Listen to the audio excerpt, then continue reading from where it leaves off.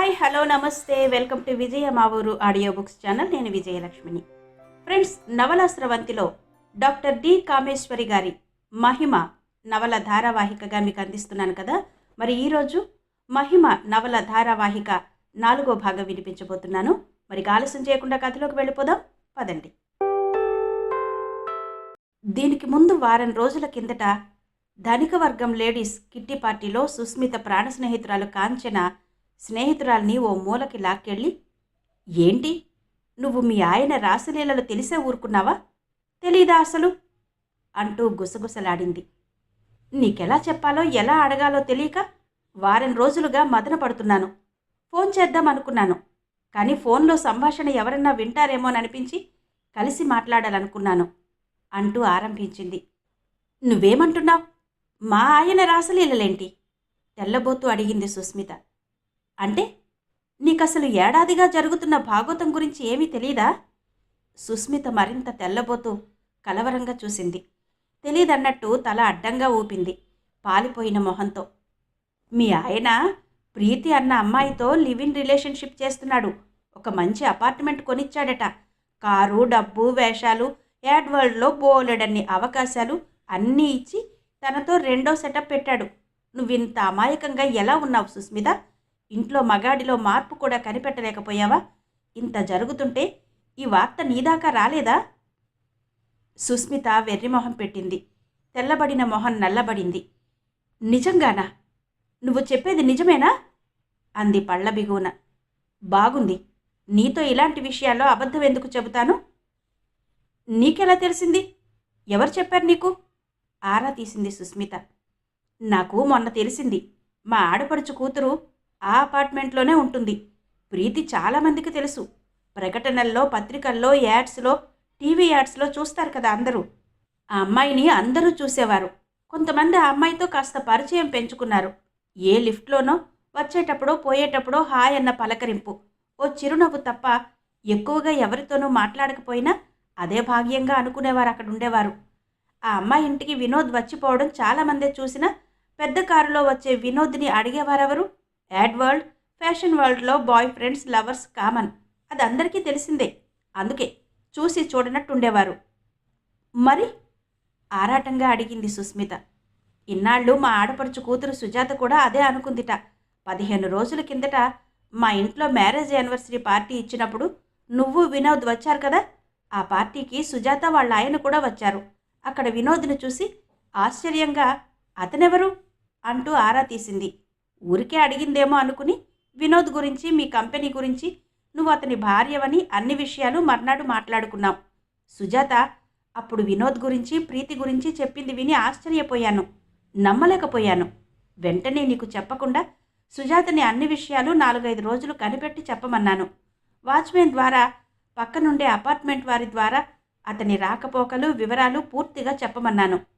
అతను సాధారణంగా సాయంత్రం వచ్చి రాత్రి 10 గంటల వరకు ఉంటాడు. ఒక్కోసారి సూట్ కేసుతో వచ్చి 2-3 రోజులుండేవాడు. కనీసం రోజుకొకసారన్నా ఏదో ఒక టైంలో వస్తాడు. ఇద్దరూ కలిసి బయటకు మాత్రం వెళ్ళేవారు కాదు అని చెప్పింది సుజాత. నీకు చెప్పే ముందు అన్నీ రూఢిగా తెలుసుకునే చెప్తున్నాను అంది స్నేహితురాలు కాంచన. ఇద్దరిది ఎక్కడో దూరపు చుట్టరికం. పైగా చిన్నప్పటి నుంచి ఇద్దరూ కలిసి చదువుకున్న స్నేహం. దాంతో ఆమె చెప్పింది విని సుస్మిత నిర్ఘాంతపోయింది. ఆగ్రహం పట్టలేక ఆవేశంగా పార్టీ నుంచి బయటకొచ్చింది. తర్వాత కారులో కూర్చుని ఆవేశం తగ్గించుకుని తెలివిగా ఆలోచించింది. తాను తొందరపడి ఆవేశపడి భర్తను నిలదీస్తే అతనిప్పుడు తన బెదిరింపులకు లొంగడు. కంపెనీ లాభాల బాట పట్టింది. అవును, నేను ప్రేమిస్తున్నాను అని తెగేసి చెబితే తనేం చెయ్యాలి? అసలే ఇద్దరి మధ్య సంబంధం అంతంత మాత్రమే. ఇంట్లో తన పేరుకు మాత్రమే భార్య. తన గురించి అస్సలు పట్టించుకోడు.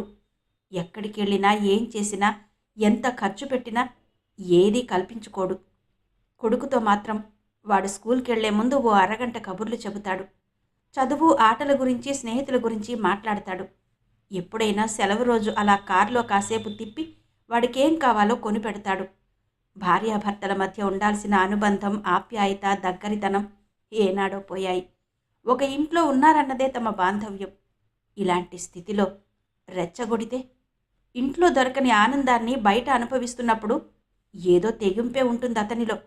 ఇంటికి రాగానే బెడ్రూంలోకి వెళ్ళి తలుపులు మూసుకుని తండ్రికి ఫోన్ చేసి విషయమంతా చెబుతూ తనకు జరిగిన అవమానం తట్టుకోలేక ఏడుపు ప్రారంభించింది సుస్మిత. అటునుంచి ఆయన అంతా విన్నాడు. కూతుర్లా ఆవేశపడలేదు. అతను పక్కా బిజినెస్ మ్యాన్. బంగారం వ్యాపారంలో ఆరితేరి ఏది ఎలా సాధించాలో పట్టువిడుపులు తెలిసిన మనిషి. ఆవేశపడి కోప్పడి గుట్టు రట్టు చేసుకోకుండా విషయాన్ని మట్టు పెట్టగలిగిన సమర్థత ఉంది కిషన్ లాల్ అగర్వాల్కి. కూతుర్ని ఓదార్చాడు. అంతా సరిచేస్తాను, నువ్వేం బాధపడకు, అతని దగ్గర ఏం తెలియనట్టే ఉండు అని ధైర్యం చెప్పి ఆ అపార్ట్మెంట్ పేరు ప్రీతి వివరాలు తెలుసుకుని కార్యాచరణలోకి దిగాడు. ఒక్క 2 రోజుల్లోనే ప్రీతి ఎవరు, వినోద్ కంపెనీలో ఎప్పుడు చేరింది మొదలు వినోద్ ప్రీతిల మధ్య అనుబంధం ఎప్పుడు మొదలైంది, ఈ అపార్ట్మెంట్ ఎప్పుడు మారింది, వినోద్ రాకపోకల సమయాలు, వారిద్దరికీ మధ్య ఉన్న సంబంధ బాంధవ్యాలు, ప్రీతికి ఏ ఏ ఇతర కంపెనీల్లో ఆఫర్లున్నాయి, ఆమె సంపాదన ఎంత, ఈ మధ్య వారి మధ్య మనస్పర్ధలు మొదలవడం, ఆఖరికి ప్రీతి నర్సింగ్ హోమ్కి వెళ్ళి ప్రెగ్నెన్సీ టెస్ట్ చేయించుకోవడం, వినోద్ గొడవ పడడం వరకు ప్రతి చిన్న విషయం అపాయింట్ చేసిన డిటెక్టివ్ ఏజెన్సీ రాబట్టి రిపోర్ట్ అందచేసింది. ఆమె కారు డ్రైవర్, ఇంట్లో ఉండి పనిచేసే అమ్మాయి, ఇరుగు పొరుగు వారు, వాచ్మెన్, ఆఖరికి ప్రీతి వెళ్ళిన నర్సింగ్ హోమ్ నుంచి కూడా వివరాలు రాబట్టారు.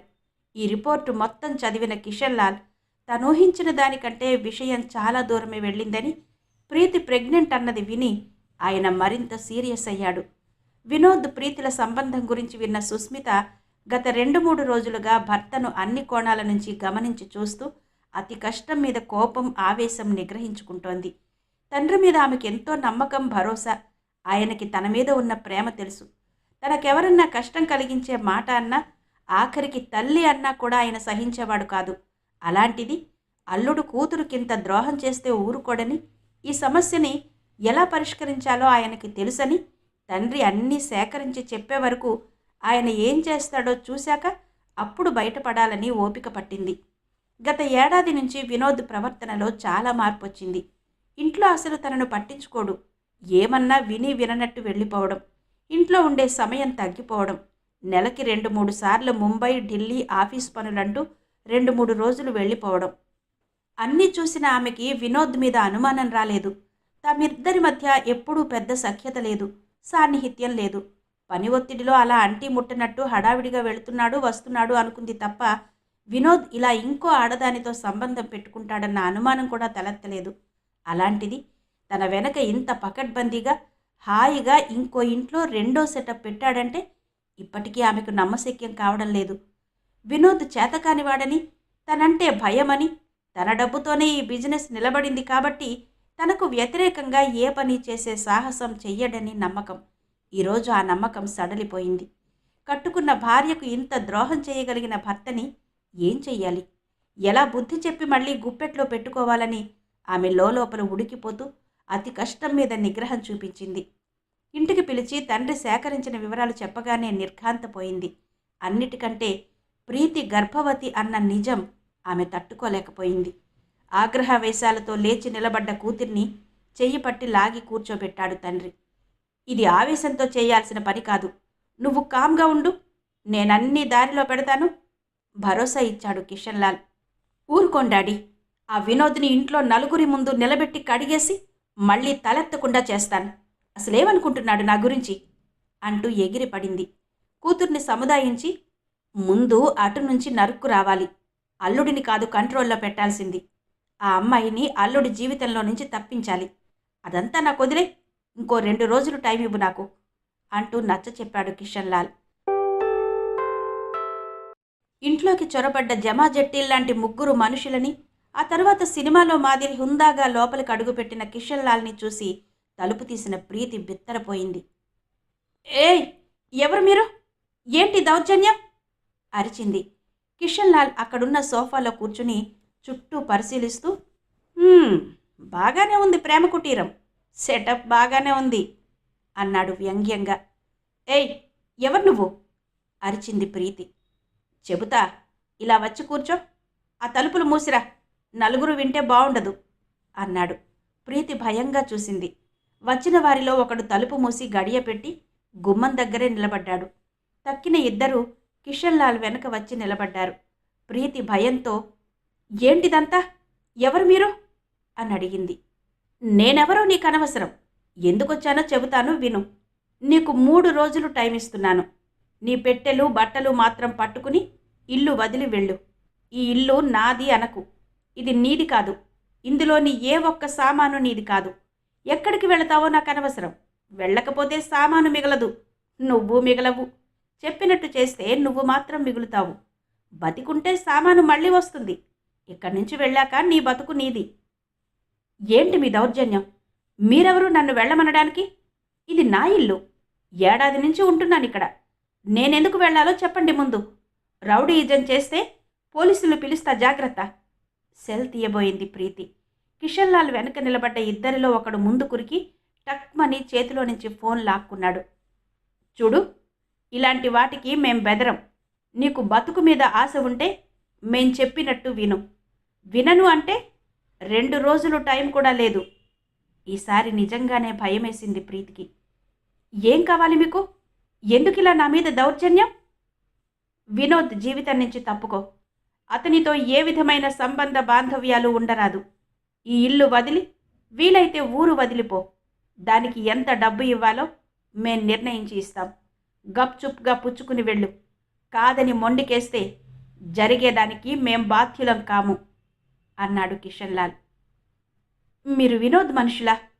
వినోద్ పంపించాడా బెదిరించడానికి? నమ్మలేనట్టుగా అడిగింది. ఇంత నీచానికి దిగజారాడా వినోద్? వాడుకున్నన్ని రోజులు వాడుకుని తల్లిని కాబోతున్నానని తెలిసి తప్పించుకోవడానికి ఇంత నీచంగా?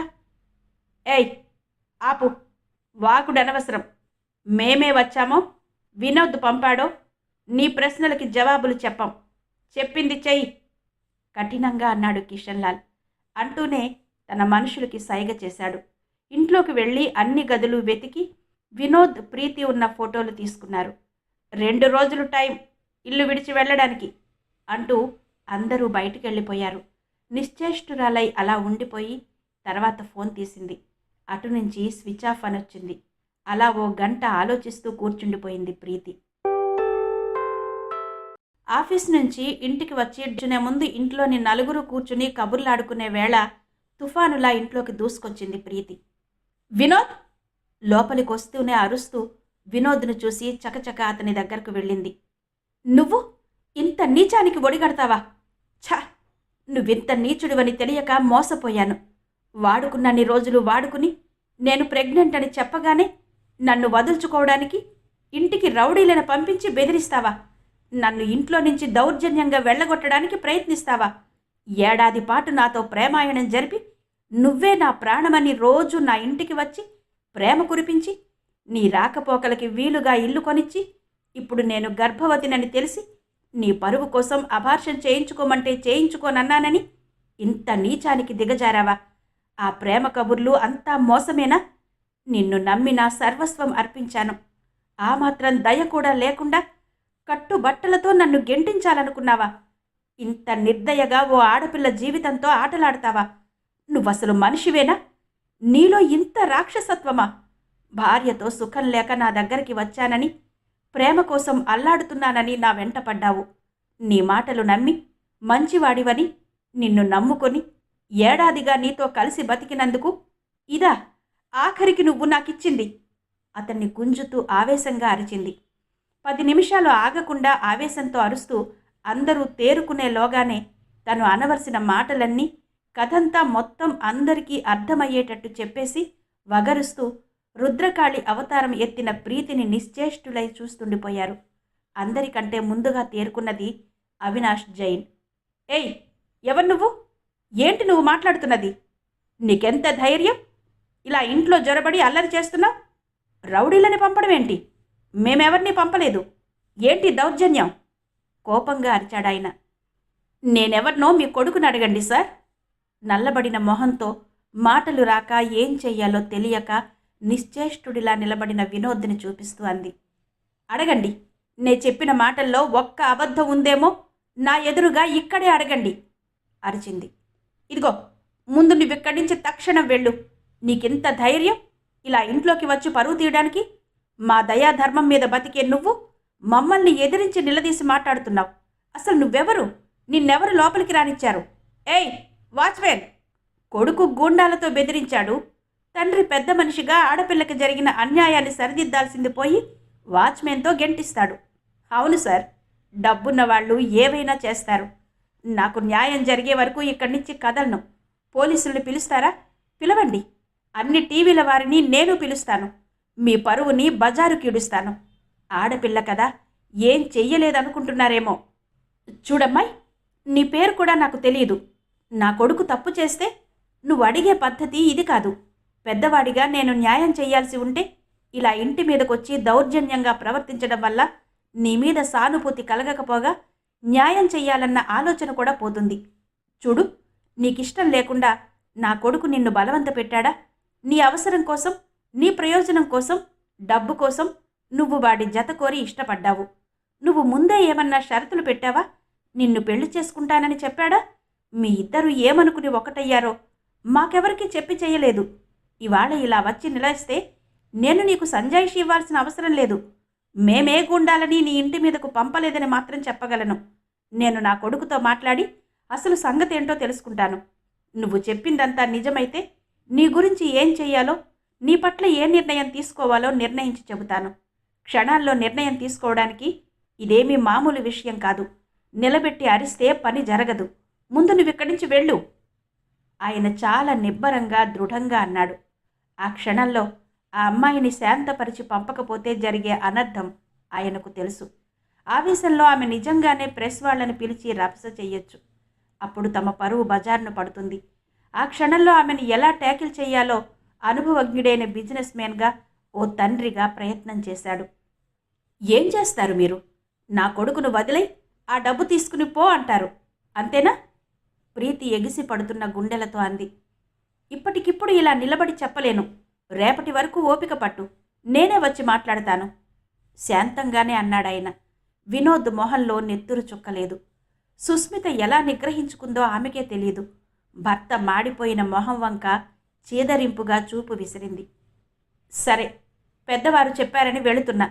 రేపు మీ కొడుకుతో వచ్చి మాట్లాడండి. ఇంత జరిగాక ఊరుకునే ప్రసక్తే లేదు. బెదిరించి వచ్చినంత వేగంగా వెళ్ళిపోయింది. అక్కడంతా నిశ్శబ్దం. ఎవరు ఏం మాట్లాడాలో తెలియనట్టు మూగబోయారు. ఆ నిశ్శబ్దాన్ని చీలుస్తూ సుస్మిత ఒక్క ఉదుటున లేచి లోపలికి పరిగెత్తింది. అందరూ తేరుకుని ఆమె వెంట వెళ్లేలోగానే ఒక చేత్తో 10 ఏళ్ల కొడుకుని, మరో చేత్తో ఇంట్లో ఉన్న పెట్రోల్ క్యాన్ని తీసుకొచ్చి అందరూ ఆమె ఏం చేస్తుందో అర్థం చేసుకునేలోగానే తన మీద, కొడుకు మీద పెట్రోల్ జల్లి సినిమాల్లో మాదిరిగానే అగ్గిపెట్టి తీసుకుంది. ముందుగా విశాల్ తేరుకుని ముందు కురికి వదినగారి చేతిలోని అగ్గిపెట్టె లాగేశాడు. ఆమె గింజుకుంటూ, విశాల్, వదులు నన్ను. ఇంత అవమానం జరిగాక ఇక నేను బతకను.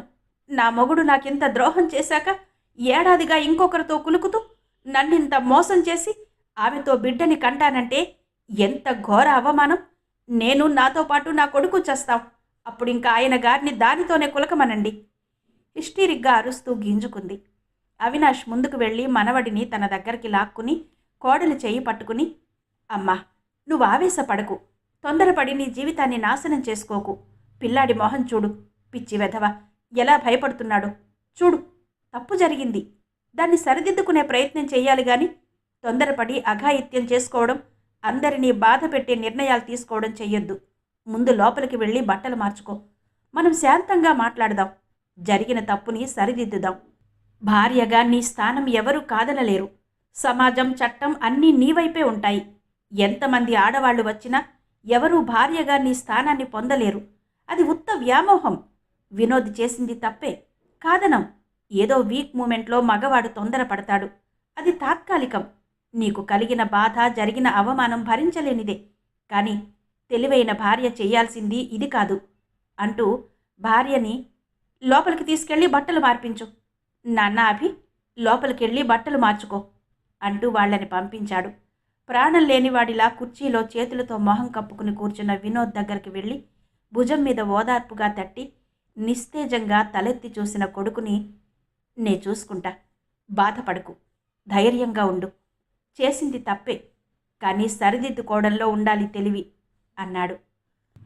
ఆయన చాకచక్యంగా సరిదిద్దాల్సిన అవసరం రాకుండానే తెలివైన భార్య చేయాల్సింది చేసింది సుస్మిత.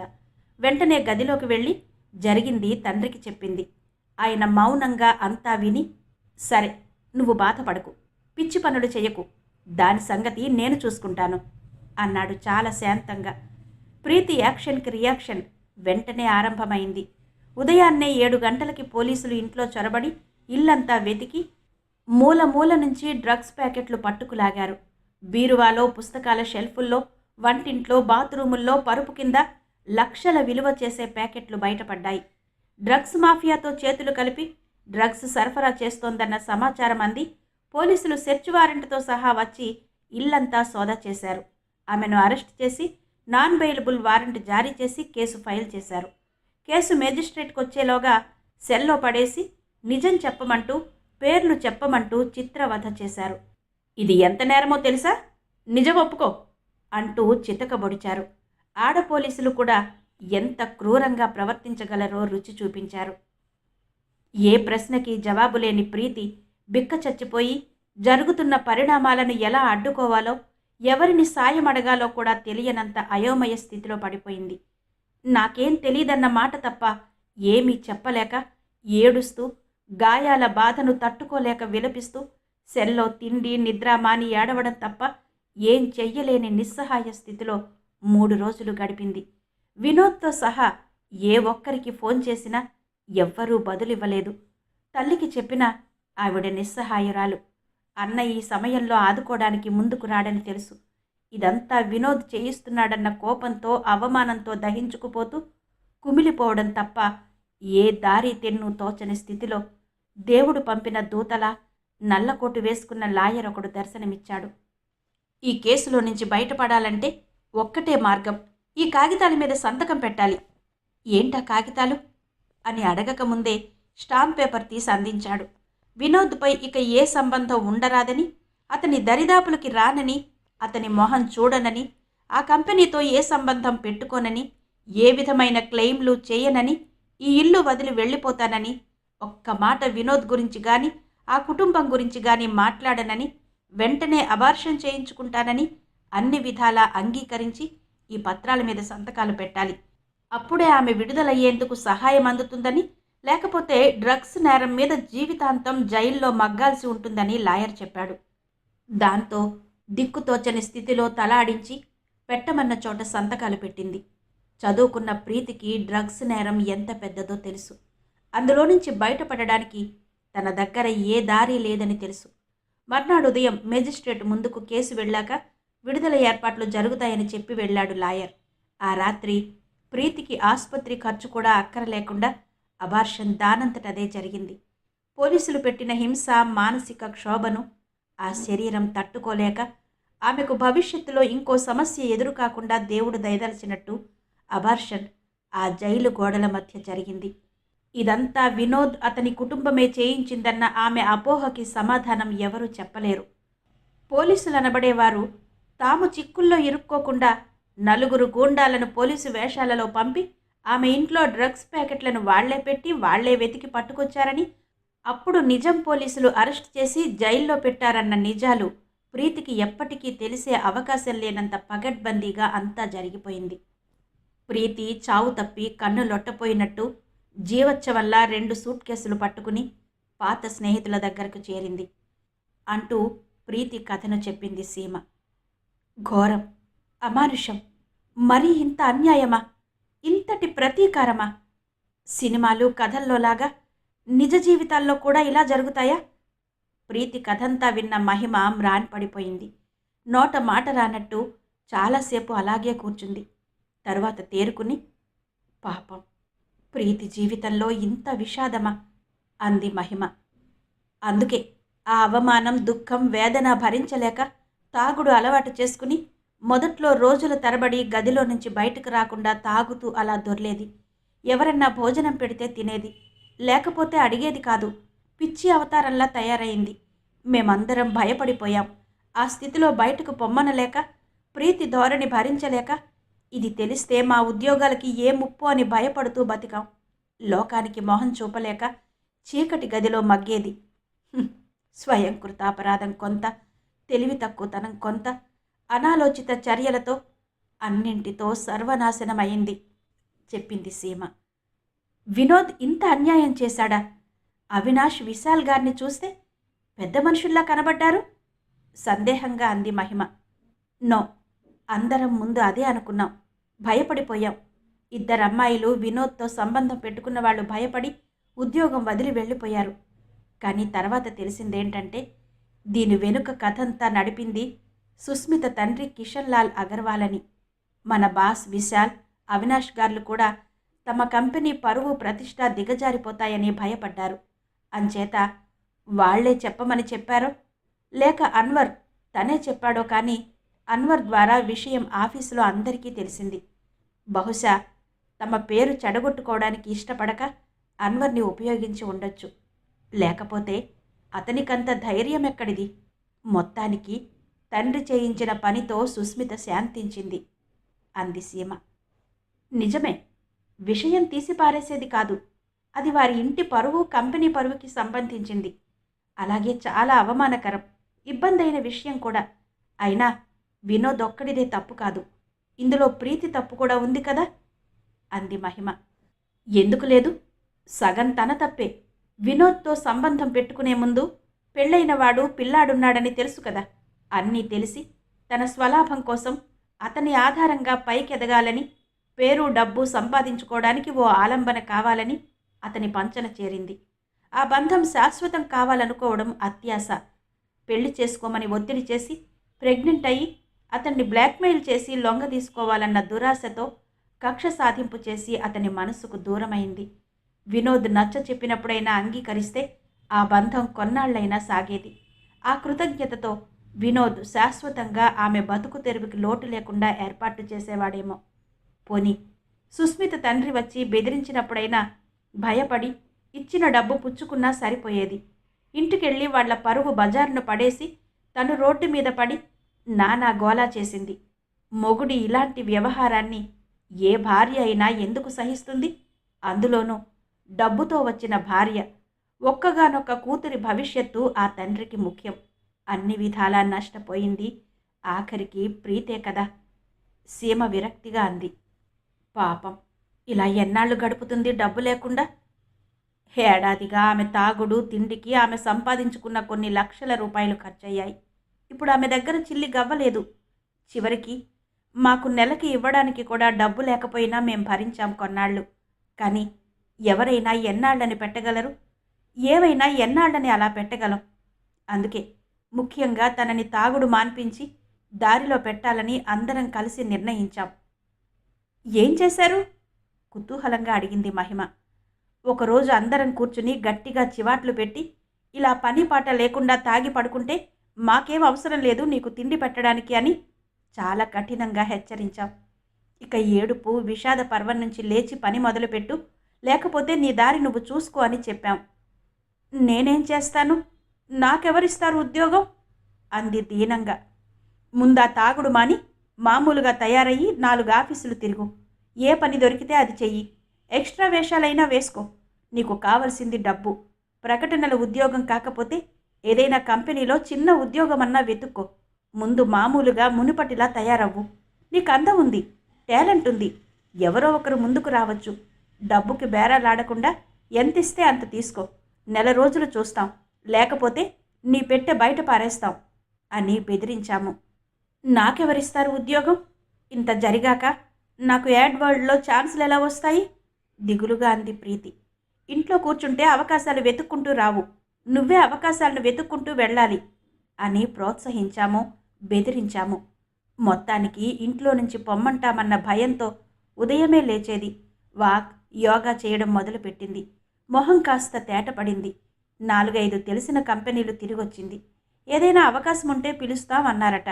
కాస్త దారిలో పడింది. వినోద్ మీద కక్షతో రగిలిపోతోంది.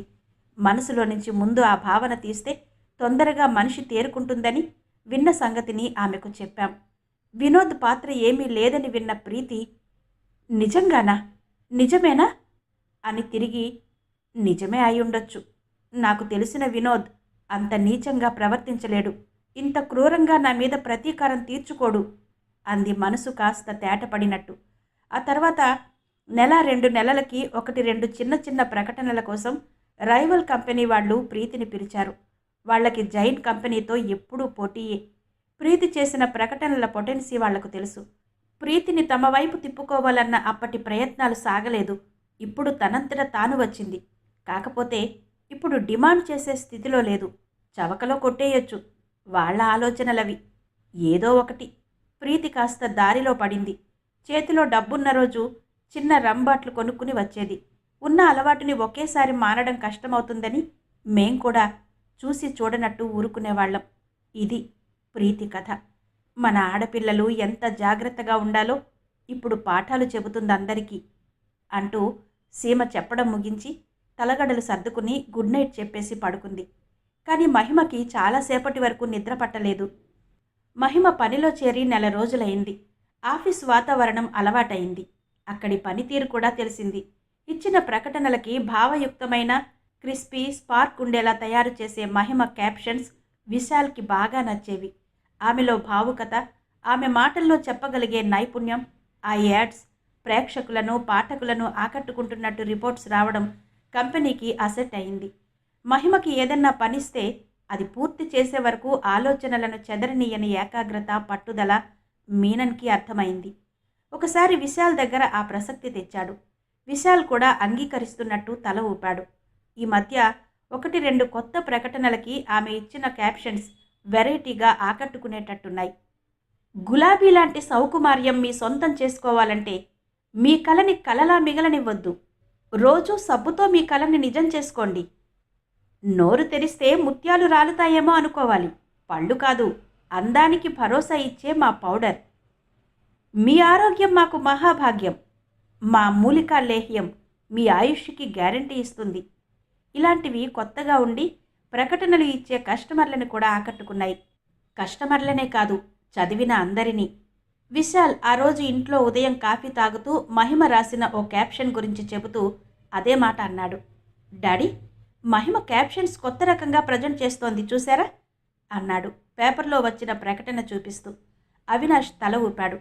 అవును, ఇంటర్వ్యూలోనే అనిపించింది పొటెన్సీ ఉన్న క్యాండిడేట్ అని అన్నాడు అవినాష్. ఈ అమ్మాయికి క్రియేటివ్ సైడ్ కాక విజువల్ సైడ్ కూడా, అంటే camera angles, placement, shot division వగైరాల మీద కూడా నాలెడ్జ్ ఉంది అన్నాడు. ఎలా తెలుసు? మన చీరల యాడ్ షూట్ అప్పుడు మహిమ షూటింగ్ స్పాట్కి వెళ్ళడానికి పర్మిషన్ అడిగింది. వెళ్ళి 3-4 షాట్స్ ఎలా తీస్తే బాగుంటాయో సూచించిందట. కెమెరామెన్ రఘు చెప్పాడు. అలాంటప్పుడు తనకి ఇంట్రెస్ట్ ఉంటే చిన్న ఛాన్స్ ఇచ్చి చూద్దాం డైరెక్షన్కి. మనము కొత్త వారిని తయారు చేసుకోవాలి కదా. ఏదన్నా ఆమె ఇంట్రెస్ట్ చూపిన యాడ్కి ఛాన్స్ ఇచ్చి చూడు అన్నాడాయన. తల ఊపాడు విశాల్. ఇద్దరి సంభాషణ విన్న వినోద్, ఎవరి గురించి మీరు మాట్లాడుతున్నారు కుతూహలంగా అడిగాడు పేపర్లో నుంచి చూస్తూ. విశాల్ తండ్రి వంక చూశాడు. అవినాష్ ముభావంగా మహిమ అని క్రియేటివ్ అసిస్టెంట్ అన్నాడు. వినోద్ ఇది వరకటి వినోద్ కాదు, పూర్తిగా మారిపోయాడని ఆయనకు తెలుసు. అయినా మహిమ లాంటి అమ్మాయి, అన్ని విధాలా ఆకర్షించగల అమ్మాయి అతని కంటపడితే మళ్ళీ లేదు. వినోద్లో గత ఏడాది నుంచి చాలా మార్పొచ్చిందని తెలిసిన అవినాష్ ఆలోచనలు అలా సాగుతూనే ఉన్నాయి. నిజంగానే వినోద్ ఇది వరకటివాడు కాదు. ఒక 6 నెలలు వినోద్ జీవోత్సవంలాగే బతికాడు. ప్రీతి చేసిన అవమానం తట్టుకోలేక ఇంట్లో భార్య సూటిపోటి మాటలతో తూట్లు పొడుస్తుంటే అడుగడుగునా హీనాతిహీనంగా కుటుంబ సభ్యుల ముందు, ఆఖరికి పనివాళ్ల ముందు కూడా తీసి పారేస్తుంటే తల ఎత్తలేక, జవాబిచ్చే ధైర్యం లేక తలదించుకుని వెళ్ళిపోయేవాడు. రోజులో 3 వంతుల టైం ఆఫీసులో ఉంటూ నిద్ర సమయానికి దొంగలా వచ్చి తిని పడుకునే కొడుకును చూస్తే తల్లి తండ్రి తల్లడిల్లిపోయేవారు. కొడుకు చేసింది తప్పే, కానీ ఇంతటి కఠిన శిక్ష దానికి. ఓ పక్క ప్రీతి, రెండో పక్క భార్య చేసిన అవమానంతో అతనికి స్త్రీ జాతి అంటేనే అసహ్యం పుట్టిందని, విరక్తి కలిగిందని అవినాష్కి తెలుసు. కాలమే గాయాన్ని మాన్పుతుందని ఊరుకోలేక ఓ రోజు కొడుకు ఇంట్లో లేని సమయంలో కోడలికి నచ్చ చెప్పేందుకు ప్రయత్నించాడు. కానీ మామగారు అని కూడా లేకుండా ఇంత జరిగినా నన్నే అంటారా అని దులిపి పారేసింది. వియ్యంకుడితో మాట్లాడి చూద్దామనిపించి మాట్లాడితే ఆయన, దాని బాధ మీకు అర్థం కాదా? మీకు మీ కొడుకెంతో, నాకు నా కూతురు అంతే. దానికి ఆ బిడ్డే గనక లేకపోతే దాన్ని ఆ కొంప నుంచి ఎప్పుడో నా ఇంటికి తీసుకొచ్చేవాడిని అని నోరు మూయించాడు. మీరు చెయ్యలేని పని నేను చేసి నా కూతుర్ని కాపాడుకున్నాను. ఇంటి పెద్దగా మీరేం చేశారు? అన్నీ తెలిసి ఊరుకున్నారు అని వాత పెట్టాడు. కొడుకు ఇక జన్మలో ఆడదాని వైపు వెళ్ళడని, ఎవరినీ నమ్మడని ఆయనకి నమ్మకం. ప్రీతి మీద దాడి, జైలు కబురు విన్న అందరూ ఇది ఎవరు చేశారో తెలియక నింద తమ మీద పడడంతో ఆఫీసులో తలెత్తుకోలేని పరిస్థితి ఏర్పడింది. కానీ 4-5 రోజుల తర్వాత సుస్మిత ఆవేశపు క్షణాలలో నోరు జారి, మా నాన్న నాకు అండగా నిలబడ్డారు కనుక న్యాయం జరిగింది, లేకపోతే మీరంతా చోద్యం చూస్తూ నిలబడేవారు అన్న మాటతో నిజం తెలిసి విస్తుపోయారు. అంత అవమాన భారంలోనూ వినోద్ ప్రీతికి జరిగిన పరాభవం విని విచలితుడయ్యాడు. ప్రీతి తొందరపడింది. తన మీద నమ్మకం పోగొట్టుకుని విచక్షణ కోల్పోయి ప్రవర్తించింది. ఇంత అరాచకంగా ఓ అమ్మాయిని శిక్షించడం, ఆఫీసులో అమ్మాయిలంతా అతన్ని బెరుగ్గా చూడడం, తనను చూసి తప్పుకు తిరగడం, ఆఫీసు పని మీద మాట్లాడినా బిక్కుబిక్కుమంటూ చూడడం, అందరూ ఈ సంఘటనకి ఎంత భయపడ్డారో తెలిసి ఎవరికి మొహం చూపలేక షూటింగ్లప్పుడు సెట్ మీదకు వెళ్లడం మానేశాడు. పూర్తయ్యాక విజువల్స్ తెప్పించుకుని చూసి మార్పులు చేర్పులు చెబుతూ వీలైనంత వరకు రూమ్కే పరిమితమయ్యాడు. అలాంటి వినోద్ ఇన్నాళ్ల తర్వాత మహిమ గురించి చెప్పుకుంటుంటే వివరం అడగడం అవినాష్కే కాస్త ఆశ్చర్యం అనిపించింది. మహిమ డాక్టర్ డి కామేశ్వరి గారి నవల ధారావాహిక 4వ భాగం విన్నారు కదా. మిగిలిన కథ తరువాతి భాగాల్లో వినిపిస్తాను. అంతవరకు సెలవు. నమస్తే.